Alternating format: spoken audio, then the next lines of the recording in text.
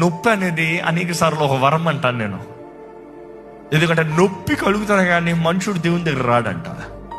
నొప్పి కలుగుతానే కానీ జీవితపు విలువ ఏంటో తెలుసుకోడంట.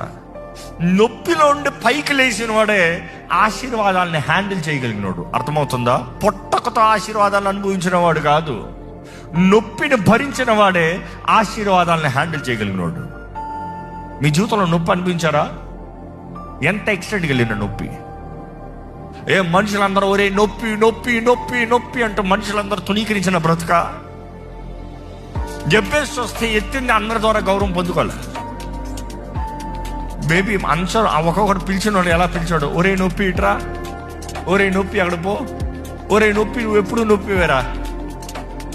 How insulting life is at times కదా. మనుషులు చూడండి ప్రోత్సాహపరుస్తాను ఉంటారు కానీ కృంగిదలు చేస్తానమాట అందరూ ఉంటారు. నీ చేతకాని